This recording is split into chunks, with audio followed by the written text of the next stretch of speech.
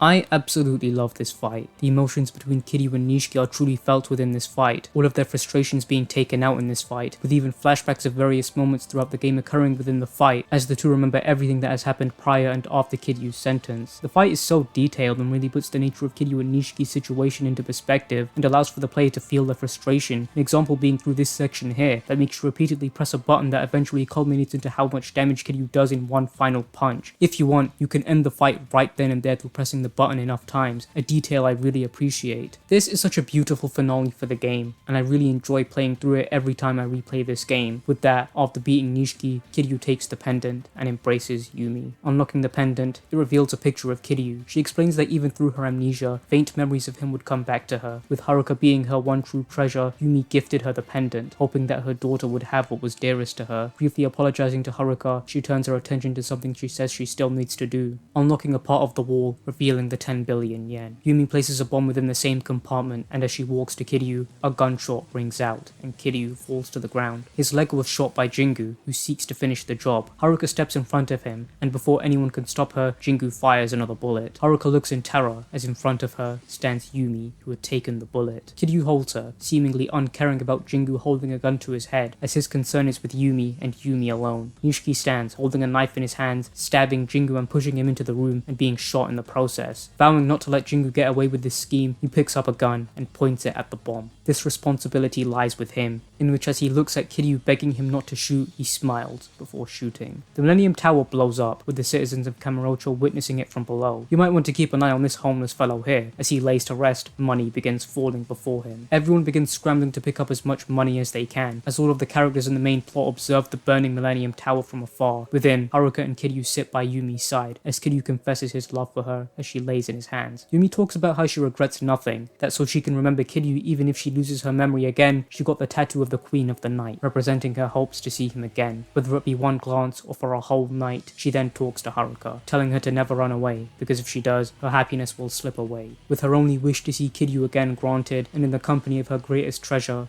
Yumi dies, with Haruka's scream ringing out. The police soon surround them. As Kiryu is unresponsive, Date tries to talk to him. While he hasn't done anything wrong, if he goes to prison for this, he'll never see the light of day again. Kiryu is content with this, losing his will to live at those most important to him, Nishiki, Yumi, Kazuma, and everyone else he treasured in his life. Though, Date talks him out of this mindset, as the attention is turned to Haruka, the one person he has left. Sometime later, Kiryu is running out of the Tojo clan headquarters. He's the new 4th chairman, though he seems to be going for the world record speedrun, because he resigned the same day he was inducted. He chose a man who would do right by Kazuma and Sera. 5th chairman greets Kiryu and drives past. In Kamurocho, the two say their goodbyes before parting ways. Date is going to live with Saya, meanwhile Kiryu looks across the street and sees Haruka. They walk off together, beginning their new life as surrogate father and daughter, thus ending Yakuza Kiwami.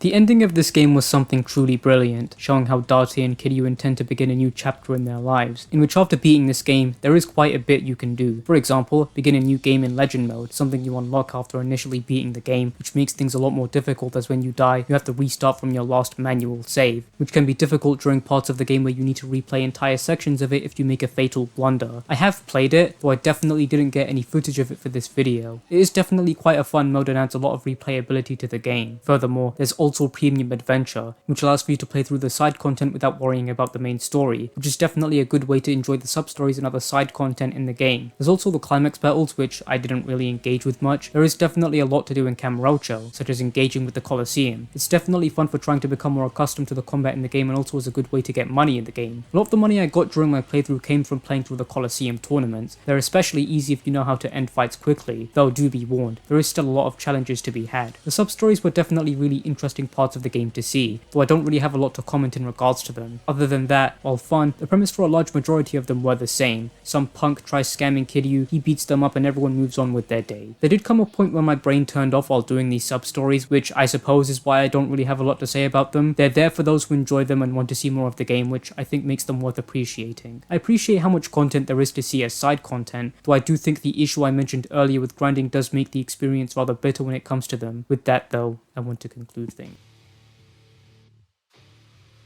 Overall, I really enjoyed my time with this game. It truly is a great game that is bound to be the source of hours of entertainment, and I appreciate how fun, engaging and interesting this game was to play. Yakuza Kiwami isn't a perfect game, and I think that's okay. It has its issues, but I genuinely would recommend this game. The combat, the story, the music and the immersion is truly something great, and this game is genuinely worth the time and money. So, if you're interested, I would recommend Yakuza Kiwami. So there's the video. I hope you all enjoyed it. This has been a very, very long video with a very, very long production process behind it, but alas, I'll spare you all the details. I know I could have just released a part 4 and called it a day, but I didn't want to do that. Seeing as how this video was taking so long to complete, I figured I'd compile all 3 parts in what would have been part 4 into one big video and release that. As you may have noticed, the first 3 parts of this video have mysteriously disappeared from my channel, and that's simply because I don't see the point in keeping 2 versions of the same video up. With that though, if you want to view the list of games I want to make videos about, then you can always do so through the link in the description. Additionally, if you want to follow me, then my socials will also be linked in the description, as well as any afterthoughts or messages I may want to add. With that, I haven't really got much else I want to say, so I'll see you all in my next video. I hope you all enjoyed the video, and I wish you all a very pleasant evening.